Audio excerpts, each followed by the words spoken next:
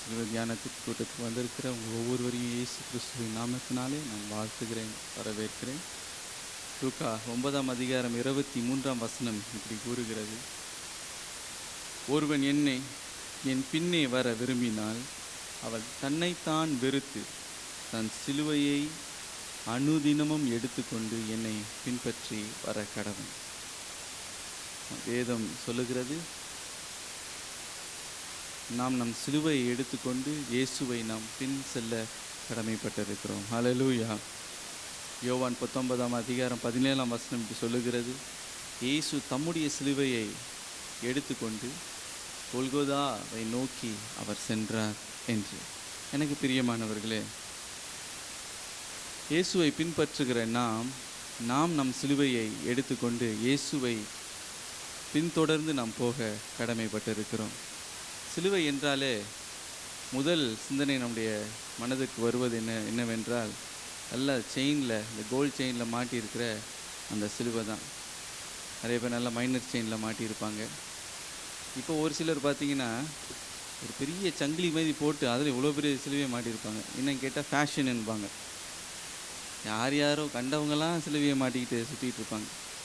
எனக்கு பிரியமானவர்களே, சிலுவையை நாம் சுமக்க வேண்டும் என்றால் அது அல்ல. இன்னும் ஒரு சிலர் சிலுவை என்ற நினைவு வந்தாலே கணவர் ஞாபகம் தான் வரும். இந்த மனுஷன் பெரிய சிலுவையாக இருக்கான்ப்பா எனக்கு அப்படின்னு சொல்லுவாங்க. ஏன்னா மனைவியை சொல்லுவாங்க, அவங்க தான் பெரிய சிலுவை, எங்களுடைய பாஸ் தான் பெரிய சிலுவையாக இருக்கிறாரு. அவங்களுடைய உபத்திரங்கள், கஷ்டங்கள், அவங்க சந்திக்கிற பாடுகளை சிலுவை என்று சொல்லுவார்கள். ஒரு விதத்தில் அது உண்மைதான்.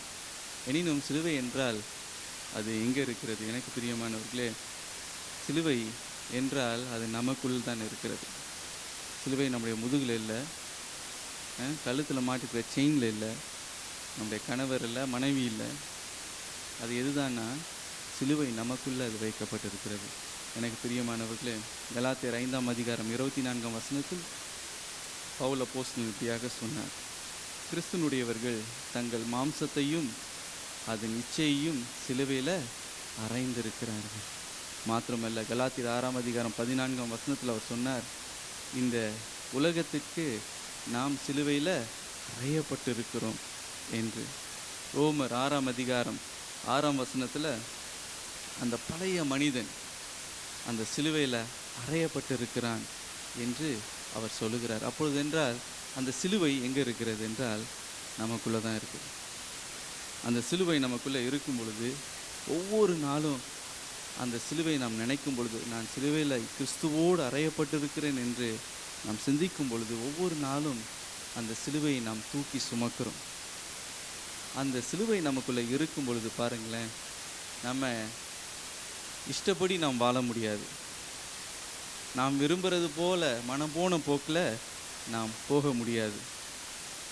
இந்த சிலுவை நினைவை நம் மனதில் வைத்து கொண்டே இருப்போமென்றால், நான் சிலுவையில் ஆண்டவரோடு அறையப்பட்டிருக்கிறேன் என்ற நினைவை நாம் வைத்து கொண்டே இருப்போமென்றால் இந்த பாவத்தை விட்டு நாம் சற்று விலகி இருப்போம். ஹல்லேலூயா, ஹல்லேலூயா.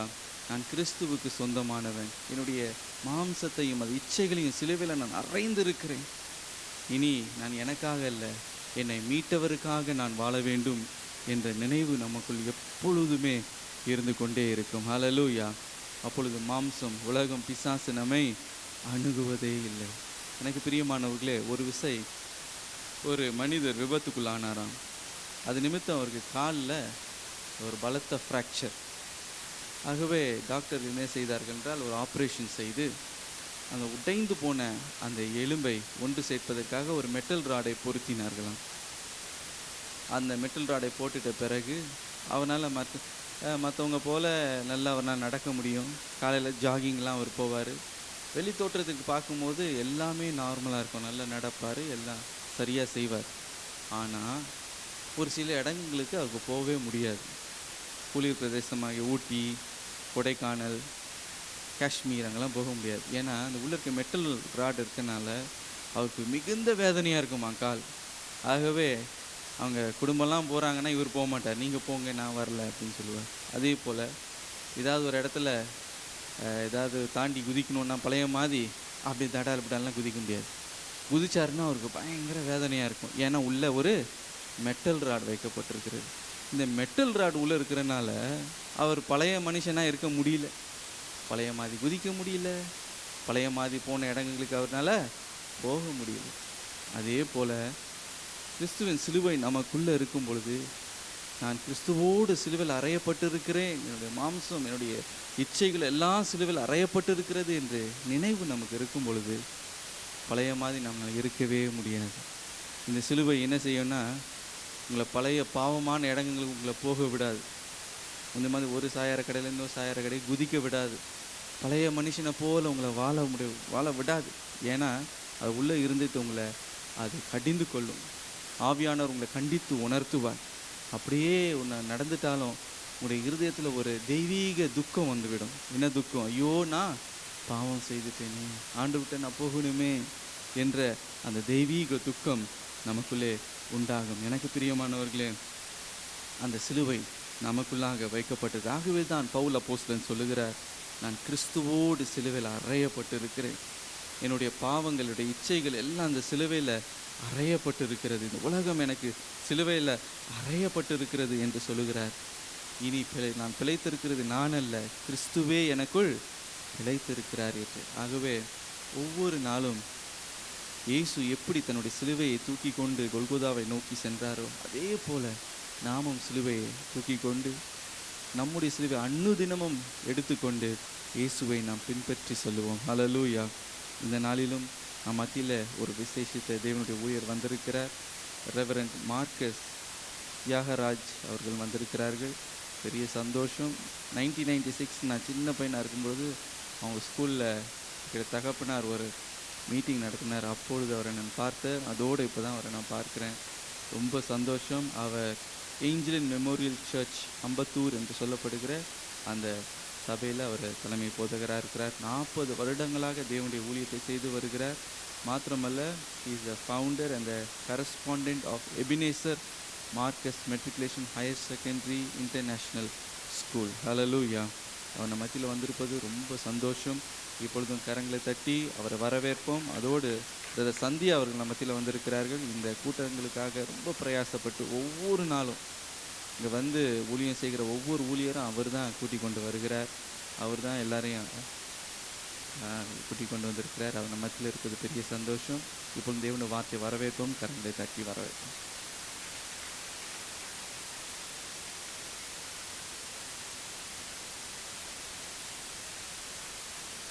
ஆண்டவருடைய பரிசுத்த நாமத்துக்கு மகிமை உண்டாவதாக. உங்கள் மத்தியிலே அருமையான ஐயா சாம் ஜெபத்துரை அவருடைய ஏலியும் சபையிலே அருமையான ஒரு மகனை சந்திக்கவும், இந்த நாளிலே உங்களை யாவரையும் சந்திக்கும் கர்த்தர் கொடுத்த நல்ல பாக்கியத்துக்காக நான் ஆண்டவரை ஸ்தோத்திரிக்கிறேன். இந்த நல்ல நாளிலே நாம் தியானிக்க போகிற ஒரு பாகம் மன்னிப்பை குறித்து. இயேசு கிறிஸ்துவின் ஒரு பிரதான அன்பு மன்னிப்பு தான். அதை குறித்து நாம் சில நொடிகள், சில மணித்துளிகள் நாம் தியானிக்க போகிறோம். வாசிப்பீர்களா? கொலோசியர் 3ஆம் அதிகாரம் 12ஆம் 13ஆம் வசனத்தை நம்முடைய தியான வசனமாக நாம் எடுத்துக்கொள்ளலாம். பரிசுத்தரும் பிரியருமாய் உருக்கமான இரக்கத்தையும் தயவையும் மனத்தாழ்மையும் சாந்தத்தையும் தரித்து கொண்டு ஒருவரை ஒருவர் தாங்கி, குறைபாடு உண்டானால் கிறிஸ்து உங்களுக்கு மன்னித்தது போல. பார்க்கிறீங்களா? இது நாம் ஒவ்வொரு நேரமும் நாம் இதை தியானம் செய்கிறோம். இயேசு கிறிஸ்து ஜெபமாக முதல் வார்த்தையாக யாரும் அவரிடத்திலே மன்னிப்பு கேட்கவில்லை. மன்னிப்பு இவராகவே. எவ்வளோ பெரிய அன்பு இருந்தால் எத்தனை மக்கள் அவரை குத்தினார்கள், அவரை காயப்படுத்தினார்கள், என்னென்னமோ சொன்னார்கள், இன்சல்ட் பண்ணினார்கள். இப்படிப்பட்ட மக்களுக்கு முதலாவது சிலுவையிலே அவர் செய்த உருக்கமான ஒரு தயவான ஒரு ஜெபம் இருக்கும் என்றால், பிதாவே இவர்களுக்கு மன்னி. ஆங்கிலத்தில் ஒரு வார்த்தை உண்டு, those who forgive more they can give more. யார் மன்னிக்கிறார்களோ அவர்கள்தான் அதிகமாக கொடுக்க முடியும். குடும்பத்திலே ஆனாலும் சரி, மன்னிக்கிறவர்கள் இருந்தார்கள் என்றால் அந்த மன்னிப்பு அந்த வேதத்தில் இருக்கிற இயேசு கிறிஸ்து மூலமாக வருகிறது, அவருடைய இரத்தத்தின் மூலமாக வருகிறது. அவர்தான் God gave himself. God gave Jesus Christ. யார் அதிகமாக கொடுக்கிறார்கள்? நான் ஒரு ஊழியக்காரர் குடும்பத்திலிருந்து நான் வந்திருக்கிறேன். என் தகப்பனார் பாஸ்டர் ஜி சுந்தரம் அவர்களோடு கூட நடராஜமொழியார் அந்த காலத்திலே ஊழியர் செய்திருக்கிறார்கள். இதுக்கு முன்பதாக அவர் ஒரு இந்து பூசாரியாக இருந்தார். ஒரு சிறிய சாட்சியை சொல்லி இந்த மன்னிப்பு என்கிற தலைப்பை நான் சொல்ல விரும்புகிறேன். அப்பொழுது அவருக்கு ஒரு 40 வீடுகள் இருந்தது, ஒரு இந்து கோயில் இருந்தது, நல்ல பணக்காரராக இருந்தார். அப்படிப்பட்ட ஒரு சூழ்நிலையிலே அவருக்கு சந்தோஷம் இல்லை, சமாதானம் இல்லை. அநேக பாவ சந்தோஷங்களை அனுபவித்து வந்த அந்த நாட்களிலே தன்னை மாய்த்து கொள்ள வேண்டும் என்று ஒரு ஏரி முன் ஞாயிற்றுக்கிழமை 2 மணிக்கு அவர் நின்று கொண்டிருந்தார். பாவங்களே தன்னை கொல்ல ஆரம்பித்தது. இளம் வயதிலே அப்படி நின்று கொண்டிருக்கும் பொழுது ஒரு 2 மணிக்கு நல்ல வெயில். என் தகப்பனை சந்திக்க ஒரு சாமுவேல் ஐயர் என்கிற ஒருத்தர் வந்தார். அவர் ஒரு பாஸ்டர் அல்ல, ஒரு விசுவாசி. அவர் வந்து சொன்னார், பிரதர், ஆண்டவர் உங்களை நேசிக்கிறார். இவர் சொன்னார், எனக்கு அடுத்ததே கிறிஸ்தவங்க தான், நீங்கள் எப்படி இப்படி சொல்கிறீங்க? ஆண்டவன் பாவத்தை எல்லாம் கடவுள் மன்னிக்க மாட்டார் அப்படின்னு சொல்லி அவர்கிட்ட வாதமிட்டார். அவர் சொன்னார், நான் படுத்து கொண்டிருந்தேன், என்னை தட்டி எழுப்பி இந்த ஏரிக்கு நீ போ என்று எனக்கு சொல்லப்பட்டது, நான் வந்திருக்கிறேன் என்று சொல்லி அவர் தன்னுடைய அனுபவ சாட்சியெல்லாம் சொல்ல எங்கள் அப்பா மனம் கசந்து அழுது ஆண்டவராக இயேசு கிறிஸ்துவை அன்றே ஏற்றுக்கொண்டார். ஏற்றுக்கொண்டு அவர் ஞானஸ்தானம் எடுத்து வீட்டிலே வந்த பிற்பாடு இவர் தகப்பனுக்கு முதல் பிள்ளையாக இருந்தார். இவரை வீட்டை விட்டு இவர்கள் துரத்தி விட்டார்கள். 40 வீடுகள் இயேசு கிறிஸ்துவை ஏற்றுக்கொண்டதினால் எல்லா சொந்தக்காரர்களும் எடுத்துக்கொண்டார்கள். சொத்து போய்விட்டது, எல்லா அனுபவங்கள் எல்லாம் போய்விட்டது. வீட்டிலேயும் இவரை சேர்க்க மாட்டேன் என்று சொல்லி தாயும் தகப்பனும் உறவினர்களும் வீட்டை விட்டு துரத்தி விட்டார்கள். அப்படிப்பட்ட சூழ்நிலையிலே ஒரு மலை பாகத்திலே இவர் போய் ஜெபித்து கொண்டிருக்கும் பொழுது ஆண்டவராக இயேசு கிறிஸ்துவின் சிலுவையின் தரிசனம் அவருக்கு கொடுக்கப்பட்டது. கொடுத்து மிகவும் சந்தோஷமாக அவர் மலையிலிருந்து ஒரு கீழே இறங்கி வரும் பொழுது ஒரு கார் ஒன்று வந்தது. அங்கு ஓட்டுநர் சொன்னார்கள், நீங்கள் ஏறுங்கள் என்று சொன்னார்கள். இவர் ஏறினார். நேராக பெங்களூருக்கு போனது. பெங்களூரிலிருந்து நான் சுருக்கமாக சொல்லுகிறேன், டெல்லிக்கு சென்றார். பிரிட்டிஷ் காலத்திலே டெல்லி பார்லிமெண்ட் ஹவுஸில் என் தகப்பனார் வேலை செய்கிறார். அப்பொழுது ஆண்டவரை மிகவும் நேசிக்க ஆரம்பித்தார். அதற்கு காரணம் அவர் ஆண்டவராக இயேசு கிறிஸ்துவை அவரிடத்தில் பெற்றுக்கொண்ட மாபெரும் மன்னிப்பு. எவர்கள் அதிகமாக மன்னிக்கப்படுகிறார்களோ அவர்கள் அதிகமாக கொடுக்க முடியும். நாங்கள் நேசிக்கிற அருமையான ஐயா சாம் ஜெபத்தர் அவர்களை ஒரு 25 வருடமாக தெரியும். அவர்கள் வந்திருக்கிறார்கள். நாங்கள் மிகவும் அதிகமாக அவருடைய புத்தகங்களை வாங்கி நேசிப்பது உண்டு. அந்த காலத்திலிருந்து எங்கள் பள்ளிக்கு வந்து அவர்கள் ஊழியம் செய்திருக்கிறார்கள். அவர் எப்படியாக முழுமையாக தன்னை கொடுத்தார் என்று நாங்கள் சிந்தித்து பார்க்கும் பொழுது ஒவ்வொரு பிரதி செவ்வாய்க்கிழமை தோறும் 20 வருடத்துக்கு முன்பதாக எங்கள் பள்ளிக்கு வந்து தேவ செய்தியை அவர் கொடுப்பார். அவரே அந்த காரை ஓட்டி கொண்டு வருவார், ஓமினி காரை ஓட்டி கொண்டு வருவார். வந்து கரெக்டான நேரத்திலே வந்து 1 மணி நேரம் செய்தியை கொடுத்து அநேக 1000 மக்கள் அங்கு பிரயோஜனப்பட்டார்கள். எதற்கு சொல்கிறேன் என்றால், யார் அதிகமாக மன்னிக்கப்பட்டார்கள் அவர்கள் அதிகமாக கொடுக்கிறவர்களாக இருக்கிறார். தங்களையே தியாகமாக கொடுக்கிறவர்கள் மிகவும் குறைவு. இன்றைக்கு நாம் வீட்டிலே, நம்முடைய குடும்பத்தின் மத்தியிலே, பிள்ளைகள் மத்தியிலே, who is so much committed, love is committed, மன்னிக்கப்பட்டவர்கள் தான். பெரிய அன்பு இயேசு கிறிஸ்துவின் அன்பு மன்னிப்பு தான். அப்படியே எங்கள் தகப்பனார் டெல்லிக்கு சென்றார்கள். டெல்லி பார்லிமெண்ட்டில் வேலை செய்தார்கள். அங்கே இருக்கிற வெள்ளைக்காரர்கள்லாம் பார்த்து, உன்னை நாங்கள் லண்டன் கொண்டு போய் ஒரு வெள்ளைக்காரியை திருமணம் செய்து வைக்கிறோம் என்று சொல்லி எங்கள் அப்பாவுக்கு ரொம்ப சந்தோஷமாயிடுச்சு. ஆண்டவராக இயேசு கிறிஸ்துவை கேட்டுக்கொண்டினால் நான் இப்பொழுது லண்டன் போகிறேன். அந்த எண்ணத்திலே ராத்திரியிலே ஒரு தரிசனம் வந்தது. நீ உன் சொந்த வீட்டுக்கு நீ போகிறாய். அவர் கேட்டார், சொந்த வீட்டுக்கு தான் எல்லாரும் என்னை வெறுத்துட்டாங்களே, இப்போ தான் இவர் சொல்கிறாரு லண்டனில் போய் வெள்ளைக்காரியை கல்யாணம் பண்ணி வைக்கிறேன். இல்லை, tonight you are going back to your place. அப்படியாக என் தகப்பனார் ஆண்டவருடைய சத்தத்துக்கு கீழ்ப்படிந்து தன்னுடைய சொந்த இடத்துக்கு வந்தார். வந்த பொழுது பெரிய அதிசயம் நடந்தது. அவருடைய அப்பா, அம்மா, உறவினர்கள் எல்லாரும் ரட்சிக்கப்பட்டார்கள். கர்த்தராக இயேசு கிறிஸ்துவை விசுவாசி அவர் இருக்கிற இடத்திலும் பார்லிமெண்ட்டில் வேலை செய்வதிலும் அநேக ஆசீர்வாதங்களை, உலக ஆசீர்வாதங்களையும் பெற்றுக்கொண்டார்.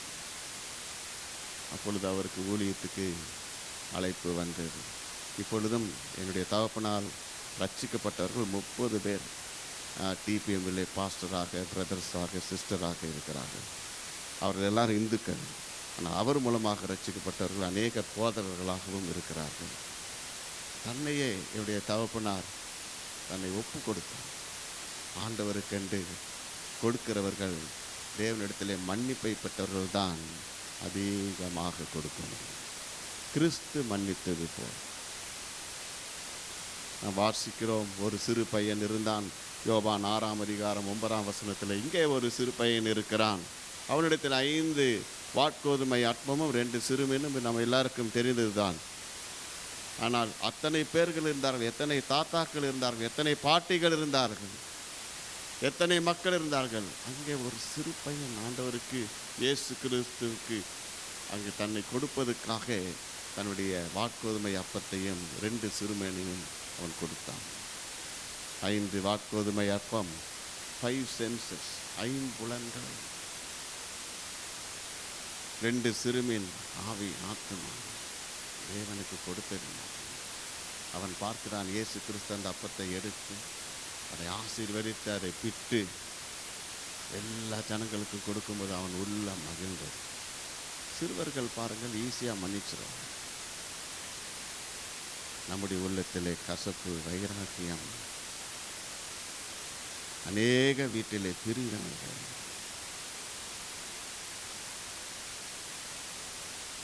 அப்படிப்பட்டவர்கள் கொடுக்க விரும்ப மாட்டார்.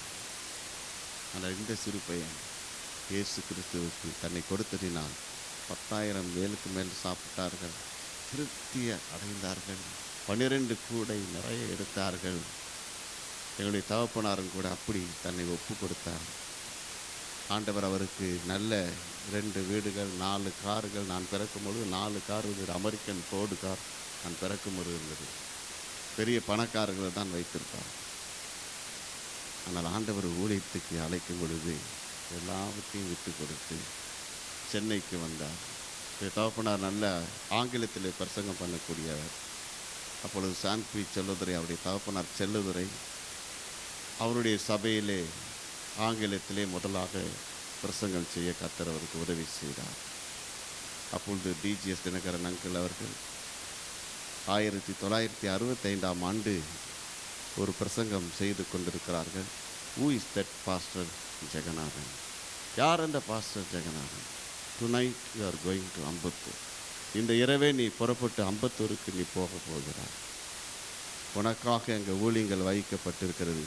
25 வருடம் நீ ஊழியம் செய்து நீ எடுத்துக்கொள்ளப்படுவாய் என்று அங்கு சொல்லப்பட்டது. இவரை கூப்பிட்டு போக 2 சகோதரர்கள் வந்திருக்கிறார்கள். யார் அந்த பொடி கொஞ்சு யார் அந்த பெஞ்சமின் என்று கேட்கும்போது அவங்க 2 பேர் அங்கே நிற்கிறாங்க, எங்கள் அப்பா இங்கே நிற்கிறாங்க. அம்பத்தூருக்கு ஸ்பெல்லிங் எங்களுக்கு தெரியாது, 5 பிள்ளைகள் நாங்கள், எங்கே இருக்குன்னு தெரியாது. வருஷவாக்கத்திலே சொல்லப்பட்ட அந்த தீர்க்க தரிசன வார்த்தை அன்று இரவே நாங்கள் புறப்பட்டு வந்தோம். ஊழியம் என்பது எல்லாவற்றையும் கொடுப்பது சாதாரணமாக இல்லை. என் தகப்பன் எல்லாவற்றையும் ஆண்டவருக்கு கொடுத்தார்.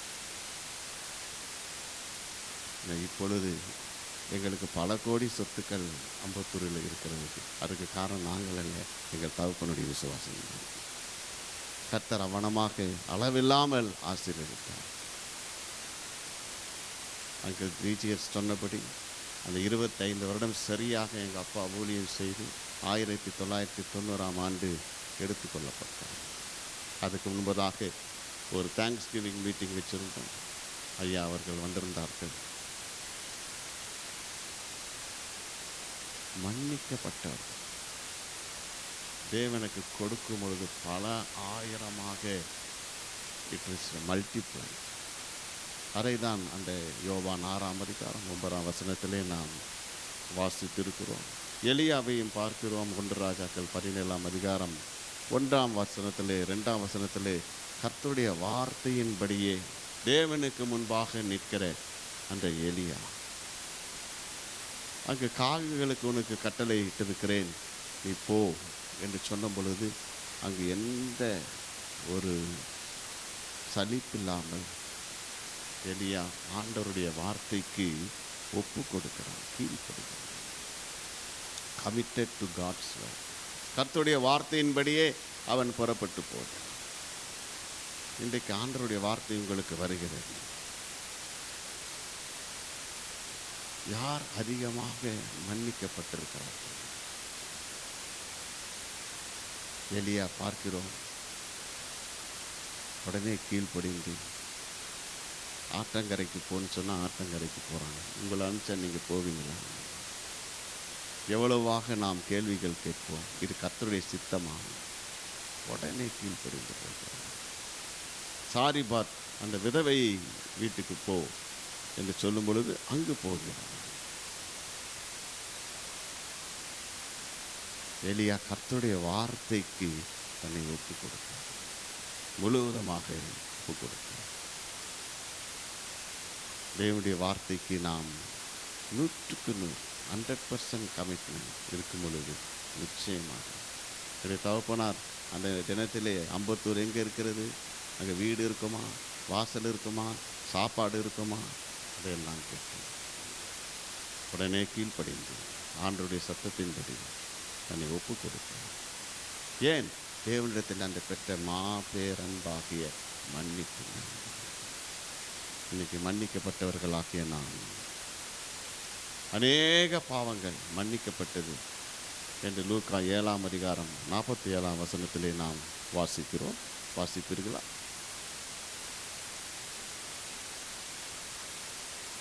அப்பொழுது அந்த ஸ்திரீ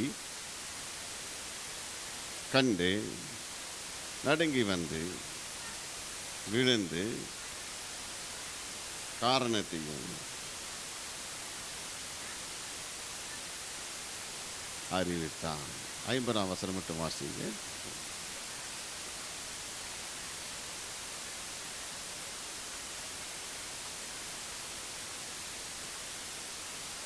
ஐம்பதாம் வசனம் வாசித்தேன்.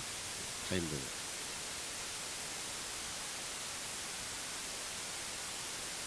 பிரியமானவர்களே, இங்கே இந்த பாகத்தை இந்த பரிமள தைலத்தினால் அந்த ஸ்திரீ தன்னுடைய வெளியேறப்பட்ட அந்த தலைமயிரினால் அதை துடைத்து தனக்கு வெளியேறப்பட்டதாக இருக்கிறது எல்லாம் தேவனுக்கு கொடுத்து 1 வருஷத்துக்கு அது அந்த பரிமள தைலம் அவ்வளோ காஸ்ட்லி, அவ்வளோ பெரிய சம்பளத்துக்குரிய அந்த பணத்தை அங்கு செலவிட்டாள் என்று பார்க்கிறோம்.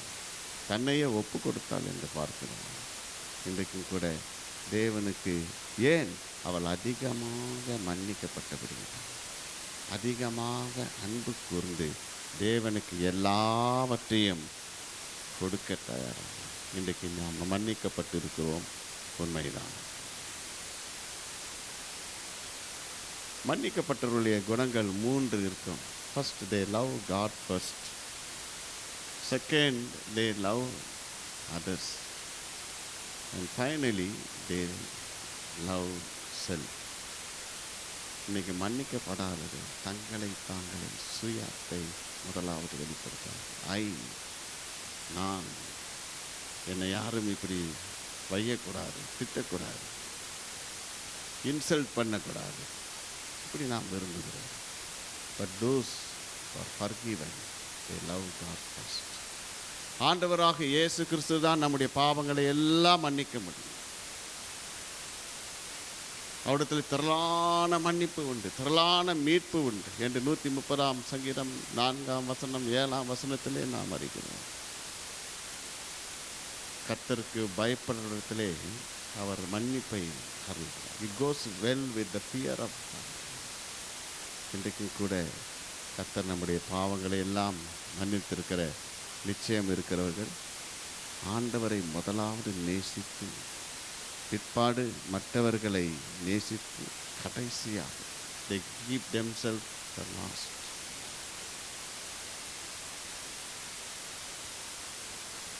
சுயத்தை முதலாவது நாம் வைத்திருந்தால்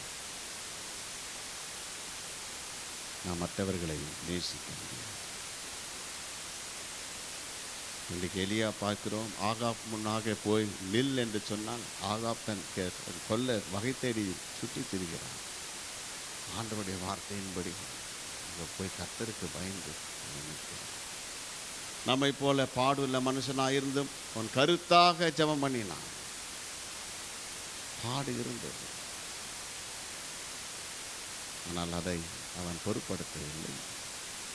இந்த நல்ல லெந்து நாட்களிலே ஆண்டவரிடத்திலே நாம் கேட்க வேண்டியது, ஆண்டவரே நானும் இப்படி நான் கொடுக்க வேண்டும். நாம் உம்மிடத்திலே மன்னிப்பை நான் பெற்றிருக்கிறேன். How we give. பாருங்க, ஃபர்கிவ் அந்த வார்த்தையிலே கிவ் இருக்குது. The more we forgive, the more we love God, we give.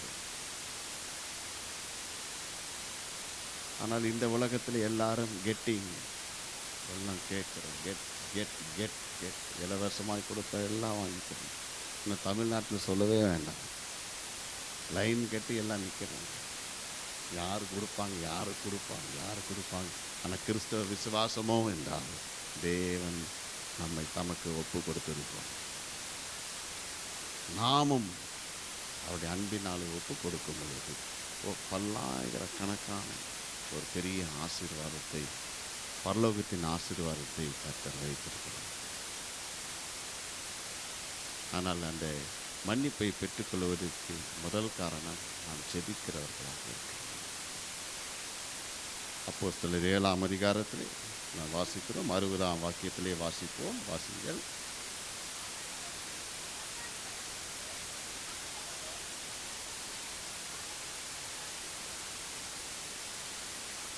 மிகுந்த சத்தமிட்டு சொன்னான். பாருங்கள், யாரும் மன்னிப்பு கேட்கல. இன்னைக்கு நாம் எப்படி மன்னிக்கிறோம்? யாராவது கேட்டால் மன்னிக்கிறோம். இயேசு கிறிஸ்து அப்படி செய்யவில்லை. ஸ்தேவான் அப்படி செய்யவில்லை. Forgive those people who don't ask you forgiveness.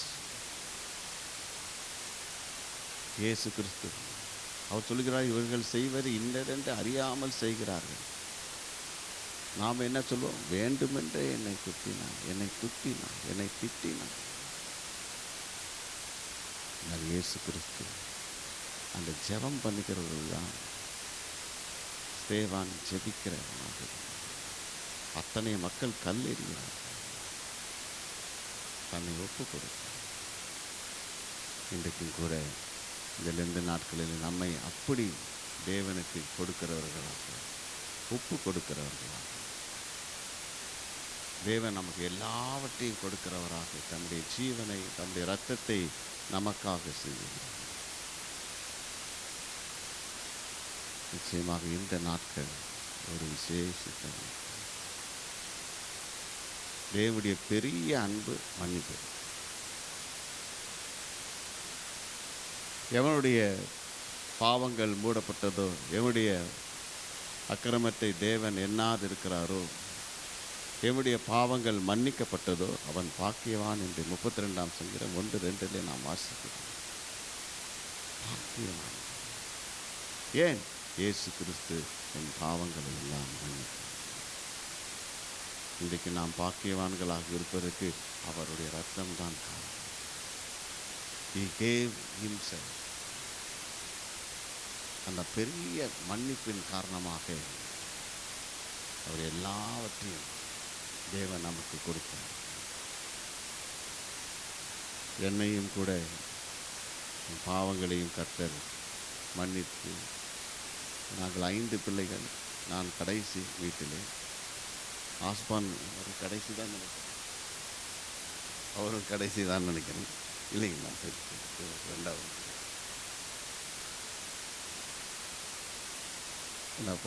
ஐயா சாம் ஜோபதுரை அவர்கள் அந்த 20 வருடத்துக்கு முன்னாடி அவர் சொன்ன பிரகாரம் எங்கள் வீட்டிலே வந்து தங்கியிருந்திருக்கிறார்கள்.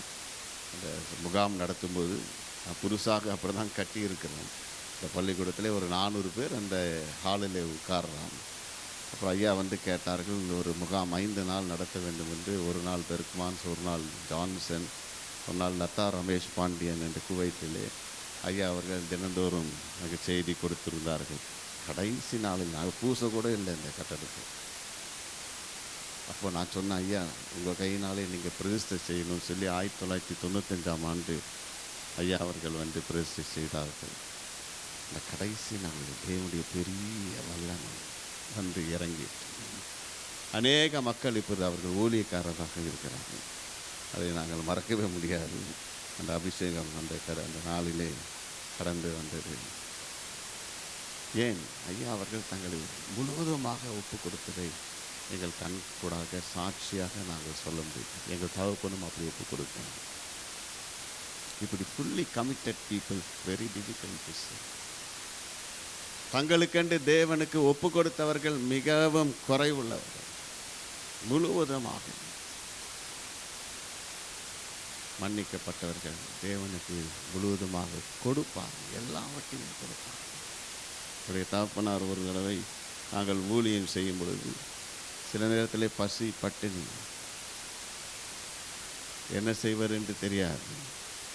திடீரென்று ஒரு ஊழியக்காரர் எங்கள் வீட்டுக்கு வந்தார். எங்களுக்கெல்லாம் சந்தோஷம், பெரிய ஊழியக்காரர் வந்திருக்கிறாரு, புல்லட்டில் வந்திருக்கிறாரு.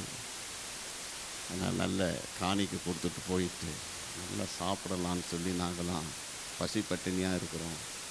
ஊழியம் செய்கிற காலத்தில் வெளியே எங்கேயும் எங்கள் அப்பா சொல்ல மாட்டார். நேராக முட்டி போடுவாங்க.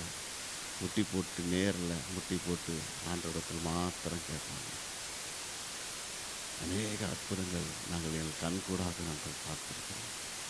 அப்படி ஒரு ஊழியக்காரர் வந்து உண்மையாகவே பெரிய காணிக்கை கொடுத்துட்டு அவங்க போயிட்டாங்க. அடுத்தது ஒரு ஜிபா வேஷ்டி போட்டு ஒரு ஊழியக்காரர் வந்தார் உட்கார்ந்தார். போவே இல்லை. எப்போ இவர் போவார், எப்போ போய் நமக்கு சாப்பாடு கிடைக்கும் நாங்கள் காத்துக்கிட்டு. கடைசியாக 1 மணி நேரம் கழித்து எங்கள் அப்பா ஜெபம் பண்ணி, அப்பாடி போயிட்டாருன்னு சொல்லி ரொம்ப சந்தோஷமாக இருக்கு. என்ன நடந்தது தெரியுங்களா?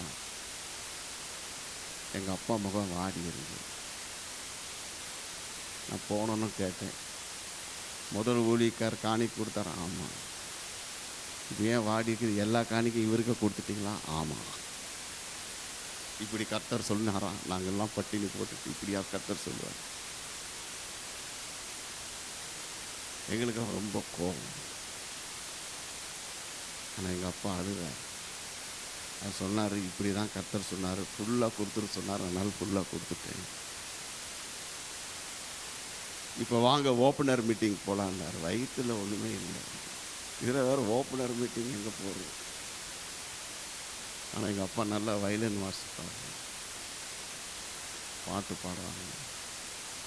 நாங்கள் எல்லாம் பாத்தியத்தோடு ஓப்பனர் மீட்டிங் போனோம். இயேசு என்ற திருநாமத்துக்கு எப்போதுமே மிக ஸ்தோத்திரம். எங்கள் அப்பாவின் குரலும் வயலனும் ரொம்ப உச்சக்கட்டத்தில் இருந்தது. 3.5 கட்டையில் இருந்தது. அந்த ஆவியினால நாங்களும் நிறைந்து சத்தமாக பாருங்கள். ஒரு பெரிய பணக்கார இந்து ரட்சிக்கப்பட்டாங்க. அவங்க வீட்டுக்கு எங்களை கூட்டிகிட்டு போங்க. பெரிய சாப்பாடு ஆயத்தமாக்கப்பட்டிருந்தது. அப்போ லெக் பீஸ் நிறைய கிடச்சிது. எடுத்து கடிக்கணும். இப்போ நீங்கள் 10 லெக் பீஸ் கொடுத்தாலும் அங்கே பெரிய சந்தோஷம் வராது. வெறும் பசி. எங்கள் அப்பா எங்களை பார்த்து சிரிக்கிறார். பார்த்தியா, கர்த்தர் சொன்னால் அவர் எப்படி கொடுப்பார். அவர் சொன்னால் என்ன பண்ணணும், கொடுத்துடணும்.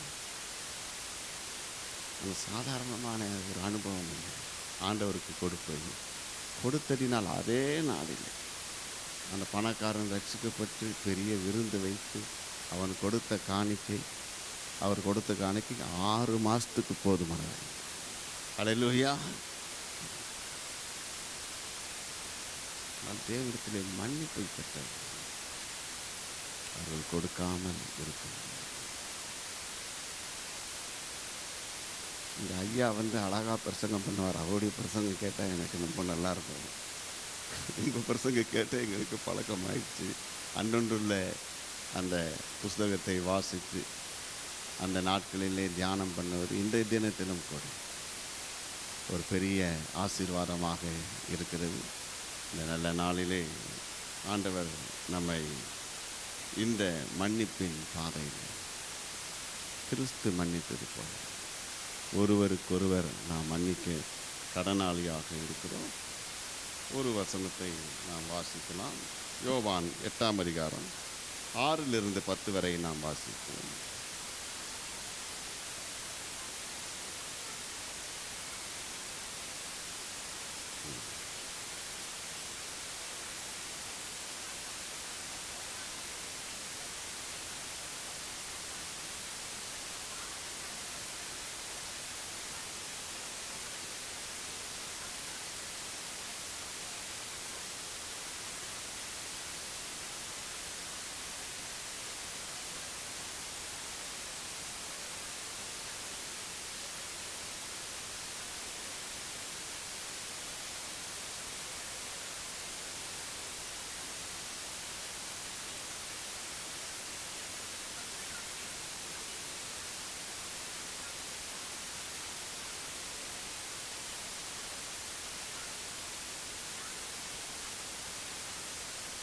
இங்கே பார்க்கிறோம், இந்த ஸ்ரீ ஆண்டவன் இவருடைய பாவங்கள் இயேசு கிறிஸ்து மன்னித்தார்.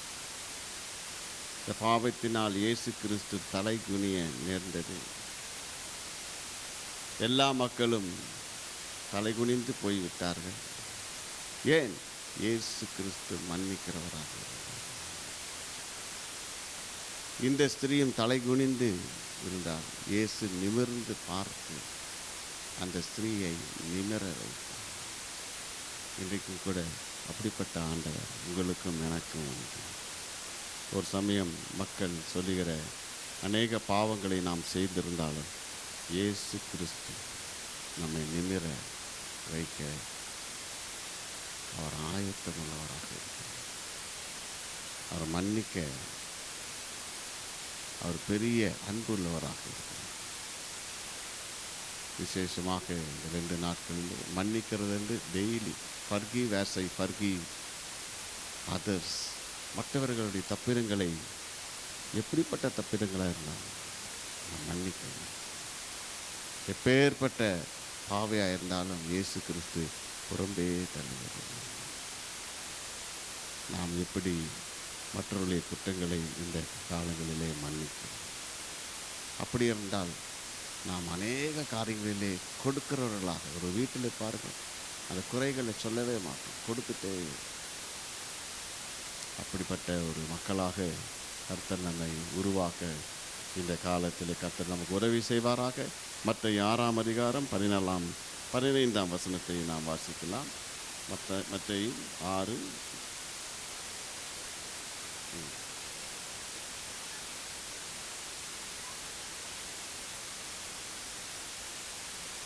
மனிதனுடைய தப்பிதங்களை யோபுவின் வாழ்க்கையிலே நாம் வாசிக்கிறோம். யோபு தேவனை குறித்து எந்த ஒரு வார்த்தையும் தவறாக சொன்னதில்லை. ஆனால் அங்கு நண்பர்கள் வரும் பொழுது, தர்க்கங்கள் வரும் பொழுது, அந்த யோபின் சிநேகிதர்கள் யோபுவை வார்த்தைகளினாலே துன்புறுத்தினார். அவன் அதை ஏற்றுக்கொள்ள முடியவில்லை. ஆனால் கடைசி அதிகாரத்தில் 42ஆம் அதிகாரம் 10ஆம் வசனத்தில் யோபு தன் சிநேகிதருக்காக ஜெபம் பண்ணின போது கர்த்தர் அந்த சிறையிருப்பை மாற்றுகிறார் என்று நாம் வாசிக்கிறோம். இன்றைக்கும் கூட உங்களுக்கு சிறையிருப்பு இருக்கும் என்றால், யார் உங்களுக்கு தவறாக சொன்னாலும் சரி, உங்களை புன்முறுத்தினாலும் சரி, நீங்கள் அவர்களை தயவாக கிறிஸ்து நமக்கு மன்னித்திருப்பார். நாமும் அவர்களை நாம் மன்னிக்க வேண்டும். கர்த்தர் தாமே இந்த வசனங்களை ஆசீர்வதிப்பாராக. மன்னிப்பு என்கிற வார்த்தை விசேஷமான, நம்முடைய ஆண்டவருடைய தோட்டத்திலே பூத்திருக்கிற எல்லா பூக்களிலும் விசேஷமான ஒரு பூ மன்னிப்பு. அப்போதான் நம்முடைய உள்ளத்தின் பாரங்கள் இறங்கும். ஆண்டவர் நம்முடைய பாவங்களை மன்னிக்காமல் போயிருந்தார். சிலுவையில் 6 மணி நேரம் தொங்கும்போது, பிதாவே இவர்களுக்கு மன்னியும் மன்னியும் மன்னியும், தாங்கள் செய்கிறது இன்னதென்று அறியாதிருக்கிறார்கள். வேத பண்டிதர்கள் சொல்லுகிறார்கள், காலை 9 மணிக்கு சிலுவையில் அறையப்பட்டது முதல் மாலை 3 மணிக்கு அந்த அந்திப்பலி செலுத்துகிற நேரம் வரையிலும் இயேசு சிலுவையிலே சொன்ன ஒரே ஒரு வார்த்தை, திரும்ப திரும்ப சொல்லிக்கொண்டே இருந்த ஒரு வார்த்தை, பிதாவே இவர்களுக்கு மன்னியும், பிதாவே இவர்களுக்கு மன்னியும். ஏன் தெரியுமா? அவர் இரத்தம் சிந்த ஆரம்பித்து விட்டார். இரத்தம் சிந்துதல் இல்லாமல் பாவ மன்னிப்பு இல்லை. அதுதான் பழைய ஏற்பாடு பிரமாணம். ஒரு பாவம் செய்தவன் ஒரு ஆட்டையாவது மாட்டையாவது பாவ நிவாரண பலியாக கொண்டு வந்து ஆண்டவருக்கு செலுத்தும் போதுதான் பாவ மன்னிப்பே கிடைக்கும். அந்த ஆட்டுக்குட்டியை கொண்டு வந்து பலிபீடத்துள்ள கொம்பிலே அந்த ஆட்டை கட்டி தன்னுடைய 2 கைகளையும் அந்த ஆட்டுக்குட்டியினுடைய தலையில வைத்து தன் செய்த பாவத்தை எல்லாம் அந்த ஆட்டுக்குட்டியின் மேல் சுமத்தி கொண்டே இருப்பான். அவ்வளவு பாவத்தையும் சுமத்தின பிறகு ஆசாரியன் அந்த ஆட்டை எடுத்து பலிபீடத்திலே கடத்தி, இந்த ஆடு உன்னுடைய பாவத்தை சுமந்திருக்கிறது, இந்த ஆடு உன்னுடைய பாவத்தின் தண்டனையை தன்மேல் அனுபவிக்க போகிறது, இந்த ஆடு உனக்காக மரிப்பதினால நீ மரிக்க வேண்டிய அவசியம் இல்லை, உன்னுடைய பாவங்கள் மன்னிக்கப்பட்டதோடு நீ செல்லலாம். சங்கீதம் 32:1-2 சொல்லுகிறது, எவனுடைய பாவங்கள் மன்னிக்கப்பட்டதோ, எவனுடைய மீறுதல்களை கர்த்தர் எண்ணாதிருக்கிறாரோ அவன் பாக்கியவான். ஆகவே அந்த ஆடு பலி செலுத்தப்படும் போது, அவனுடைய இரத்தம் அந்த பலிபீடத்திலே ஊற்றும் போது, ஈசோப்பு தண்டை எடுத்து அந்த இரத்தத்திலே தோய்த்து அதை தெளித்து, இது உனக்காக இரத்தம் சிந்தினது, உன்னுடைய பாவங்கள் மன்னிக்கப்பட்டன, சமாதானத்தோடு போகலாம் என்று ஆசாரியன் சொன்னார். அந்த மகன் மகிழ்ச்சியோடு, இனி நான் இந்த பாவத்தின் தண்டனை அனுபவிக்க வேண்டியதில்லை, பாவத்தால் வந்த சாபத்தை நானும் என்னுடைய பிள்ளைகளும் சுமக்க வேண்டியதில்லை, இனி நான் பாதாளத்தில் தள்ளப்பட வேண்டியதில்லை, ஒரு சமாதானத்தோடு திரும்பி செல்ல. ஆண்டவர் நமக்கு மன்னிக்கிற அந்த மன்னிப்பு அவ்வளவு விசேஷம். அந்த மன்னிப்பினாலே சாத்தானுடைய கைக்கு நாம் தப்புவிக்கப்படுகிறோம், பாதாளத்துக்கும் அக்கினி ஜுவாலைக்கும் தப்புவிக்கப்படுகிறோம், பரலோகத்துக்கு செல்கிற பாக்கியம் இருக்கிறது. ஆட்டுக்குட்டியானவருடைய ஜீவ புத்தகத்திலே நம்முடைய பெயர்கள் எழுதப்பட்டு இருக்கு.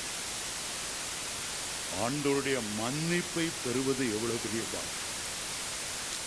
ஆண்டவர் பாராட்டின கிருபை எவ்வளவு பெரியது என்று யோசித்து பாரு. ஒரு அம்மா சொன்னாங்க, நான் கடவுளை மன்னிக்கவே மாட்டேன், ரொம்ப ஆச்சரியமா இருக்கு.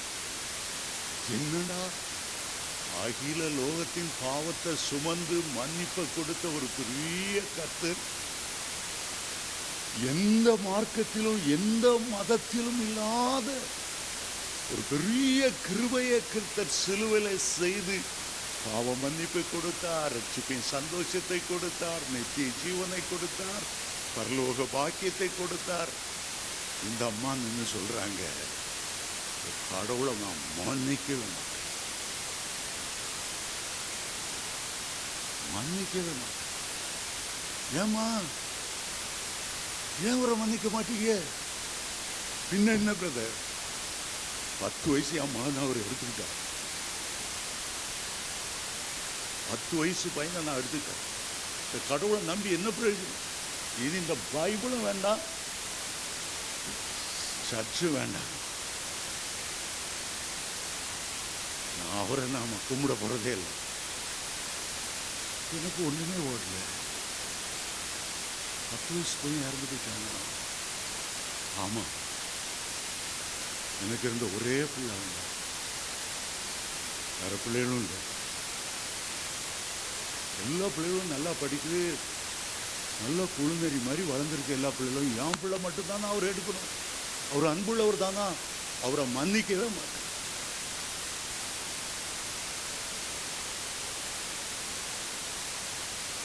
ஒரு வருஷம் வந்தது, இந்த மகனுடைய டெத் ஆனிவர்சரி வந்தது.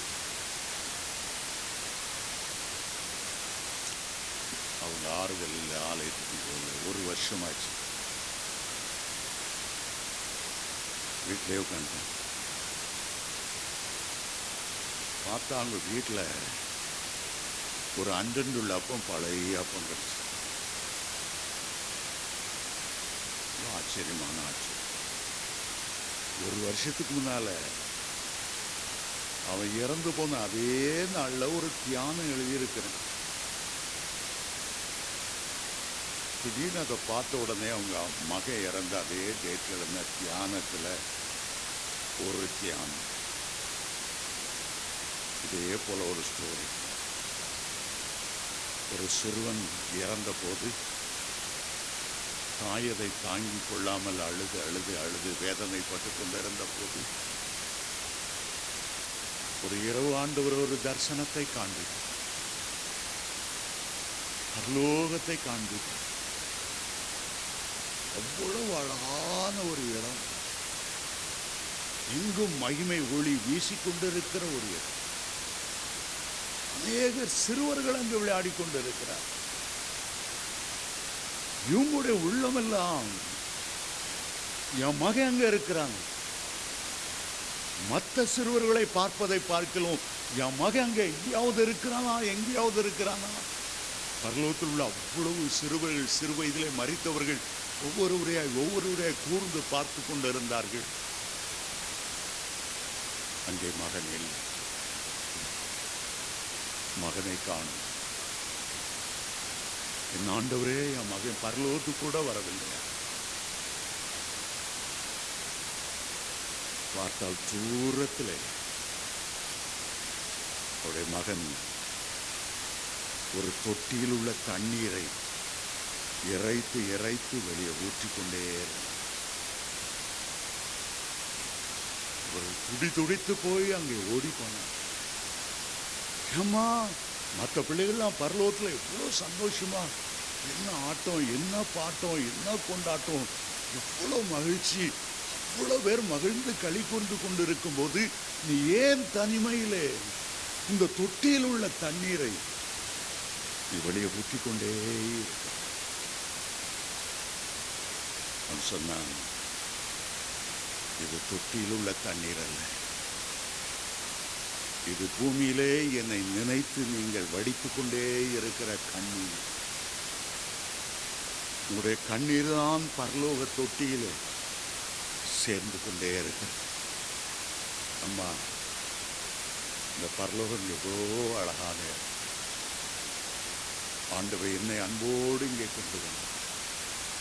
உலகத்தின் பாவங்களுக்கு, அசுத்தங்களுக்கு, உலகத்தின் நோய்களுக்கு, போராட்டங்களுக்கு என்னை காப்பாற்றி என்றென்றும் மகிழ்ச்சியாயிருக்கிற இந்த தேசத்துக்கு கொண்டு வந்தோம். நீங்கள் அழுது கொண்டே இருக்கிறபடியா இந்த தண்ணீரை இறைத்து இறைத்து நான் வெளியே ஊற்ற வேண்டியது இருக்கிறது. அம்மா, கொஞ்ச காலத்தில் நீங்களும் இந்த இடத்துக்கு வர முடியும். உன்னுடைய பூமிக்குரிய ஓட்டத்தை முடித்துவிட்டு பரலோக ராஜ்யத்துக்குள் வர முடியும். நாம் கோடி கோடி வருஷங்களாக மகிழ்ந்திருப்போமே. தாயை பார்த்து சொன்னான், அம்மா, நான் நல்ல இடத்துக்கு தானே வந்திருக்கிறேன். நீங்கள் கண்ணீரை நிறுத்தினீங்கன்றா மற்ற சிறுவர்களோடு நான் மகிழ்ச்சியாய் ஓடி ஆடி விளையாட முடியும். உங்களுடைய கண்ணீரை துடைத்துக் கொள்ளுங்கள். நான் நல்ல இடத்துல இருக்கிறேன். இந்த சம்பவத்தை அந்த தாய் வாசித்தார். அன்றோடு அவள் கண்ணீர் விடுவதை நிறுத்தினாள். ஆண்டவரே, நீ சகலவற்றையும் அறிந்திருக்கிறீர். சகலவற்றையும் எங்களுடைய நன்மைக்காகவே செய்யுது. நான் அதை அறியாமல், உம்முடைய வழிகளை புரிந்து கொள்ளாமல் நான் உம்மை துக்கப்படுத்தி விட்டேன். அன்றைக்கு அவர்கள் ஒப்பு கொடுத்தார். அதை வாசித்ததும் என்னுடைய உள்ளம், நான் ஏதோ எழுதுகிறேன், அன்றன்றுள்ள அப்பம் என்று பல மாதத்துக்கு முன்னாலே எழுதுகிறேன். இப்படி உடைந்து போயின ஒரு தாய்க்கு சரியாக அந்த மகனுடைய ஆனிவர்சரியில் இந்த புத்தகத்தை குறித்து நீர் பேசினீரே, உன்னுடைய உள்ளம் ஆறுதல் அடைந்தது. 5 வகையான மன்னிப்புகள் உண்டு. 5 வகையான மன்னிப்புகள் உண்டு.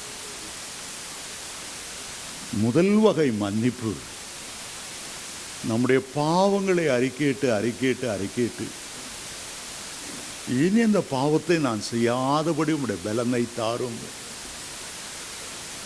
சிலுவையில் எனக்காக கூட நீ ரத்தம் சிந்தினீரே, ஒரு விசை அதை நினைத்தருளை.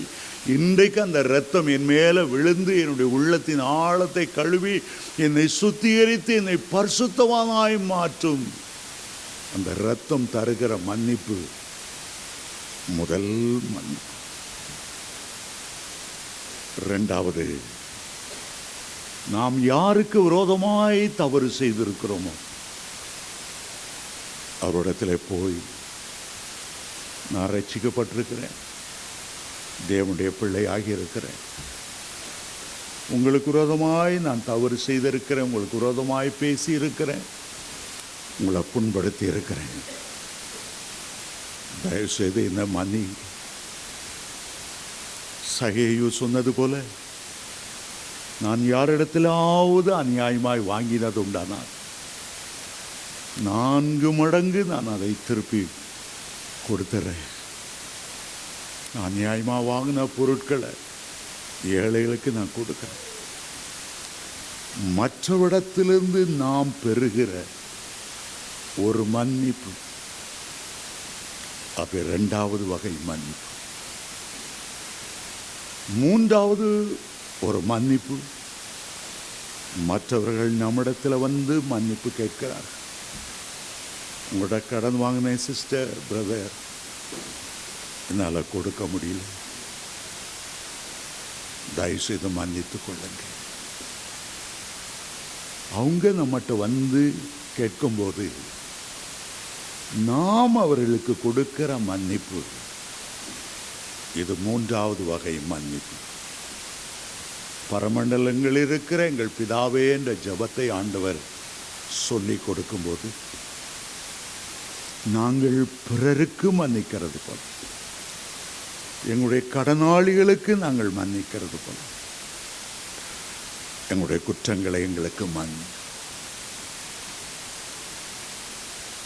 முதல் மன்னிப்பு இயேசு கிறிஸ்துவிடத்திலிருந்து பெற்றுக்கொண்ட அந்த மன்னிப்பு. ஏனென்றால் அவர் சொல்லுகிறார், மார்க் 2:5 பாவங்களை மன்னிக்கிறதற்கு மனுஷகுமாரனுக்கு அதிகாரம் உண்டு என்று நீங்கள் அறிந்திருக்க வேண்டும். அவர் தருகிற மன்னிப்பு. ரெண்டாவது, நாம் மற்றவரிடத்தில் கேட்டு பெற்றுக்கொள்ளுகிற மன்னிப்பு. மூன்றாவது, அவர்கள் நமக்கு விரோதமாய் செய்திருக்கும் போது அவருடைய மனப்பூர்வமாய் மன்னித்து மறக்கிற ஒரு மன்னிப்பு. நாலாவது, இன்னொரு மன்னிப்பு உண்டு. சிலர் தங்களை தாங்களே மன்னிச்சிருக்க மாட்டாங்க. தங்களை தாங்களே நொந்துட்டு இருப்பாங்க. சே, நான் அப்படி பேசியிருக்கக்கூடாது, சே, நான் அப்படி செய்திருக்கக்கூடாது. ஒரு எஸ்டேட்டில் ஒரு ஓனர், அவருக்கு தன்னைத்தானே மன்னிக்க முடியல. கார் ஓடிட்டு போகும்போது ஒரு குழந்தை குறுக்க வந்துட்டு, ஒரு சரியாக கவனிக்கல. ஒரு கண்ணுக்கு முன்னாலே இந்த குழந்தை துடிச்சு செத்துச்சு. இந்த பெற்றோர் வந்தாங்க, அழுதாங்க, போலீஸ் கேஸு. எஸ்டேட் ஓனராக இருந்ததுனால எல்லாருக்கும் பணம் கொடுத்து அந்த பெற்றோருக்கு, போலீஸுக்கு எல்லாருக்கும் பணம் கொடுத்து அதை அப்படியே மூடிட்டார். நான் அந்த எஸ்டேட்டுக்கு பிரசங்கம் பண்ணும்போது சொன்னார், என்ன என்னாலே மன்னிக்க முடியல. ஒரு பிள்ளையுடைய வாழ்க்கையை நான் கெடுத்துட்டேன். ஐயோ, அது வளர்ந்து ஒரு டாக்டரா, ஒரு இன்ஜினியரா, ஐயோ நான் ஒரு கொலைக்காரன். மற்றவங்க எல்லாம் மன்னிச்சிட்டாங்க, போலீஸ் கேஸெல்லாம் நின்றுட்டாங்க. இந்த பிள்ளை தாய் தாப்பையும் கூட பரவாயில்லன்னு சொல்லிட்டாங்க. ஆனால் என்னால் மன்னிக்க முடியல. நம்மை நாமே மன்னிக்கிற ஒரு மன்னிப்பு. கல்வாரி சிலுவையின் மன்னிப்பை ஏற்றுக்கொண்ட பிறகு ஆண்டவர் இந்த குற்ற மனசாட்சி நீக்கி போடுகிறார். நீ உன்னையே நொந்து கொண்டு வாழ வேண்டிய அவசியம் இல்லை. சாலமோன் ஜெபிக்கும் போது சொன்னார், பாவம் செய்யாத மனுஷன் ஒருவரும் இல்லையே. ரோமர் 3:23 சொல்லுகிறது, எல்லா மனுஷரும் பாவம் செய்து தேவ மகிமையற்றவர்களானோம்.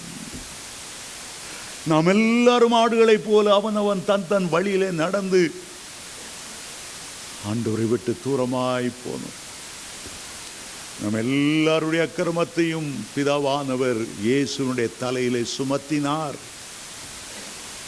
ஏசாயா 53:6 வாசிக்கிறோம்.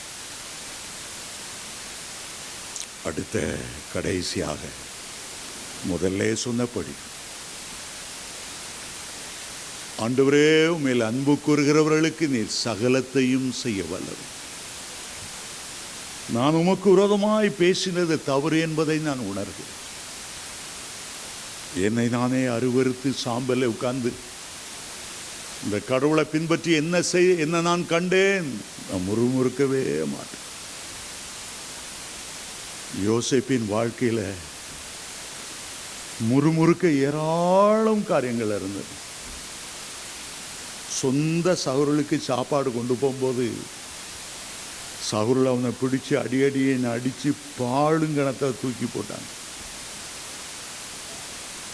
ஆண்டவரை முறுமுறுக்கல. பிறகு அவனை உள்ளிருந்து எடுத்து 20 வெள்ளிக்காசுகளுக்காக இயேசுவை 30 வெள்ளிக்காசுகளுக்கு விட்டாங்க, யோசேப்பை 20 வெள்ளிக்காசுக்கு விட்டாங்க. ஆனாலும் தேவனுக்கு விரோதமாய் குற்றம் சொல்ல. போத்திபார் வீட்டில் எவ்வளோ நன்மையான காரியங்களை செய்தார். அவனுடைய மனைவி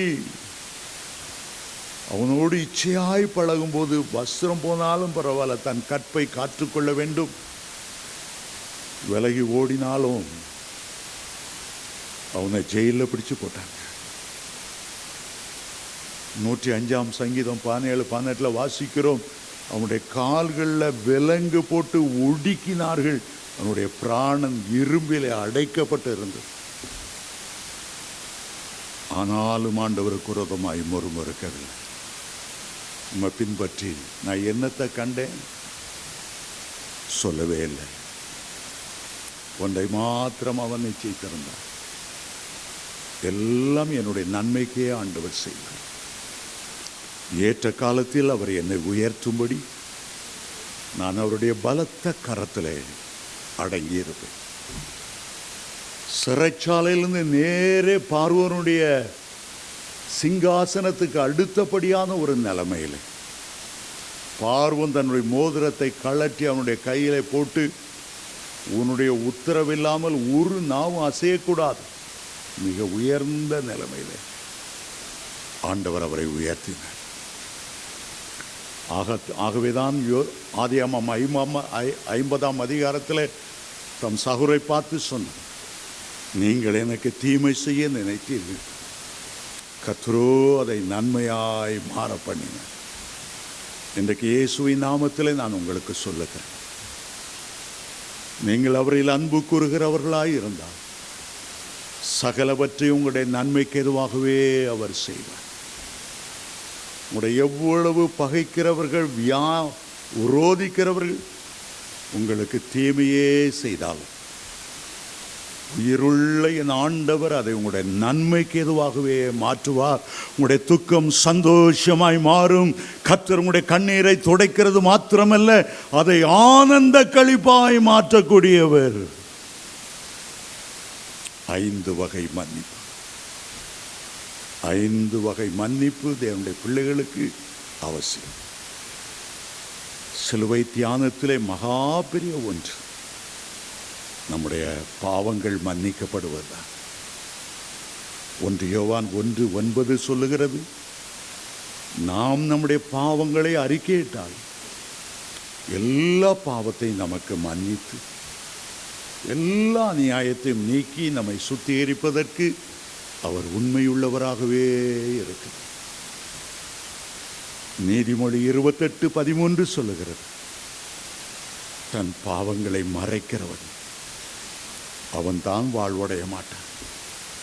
அறிக்கை செய்து விட்டு விடுகிறனோ இரக்கம் பெறுவான், இரக்கம் பெறுவான்.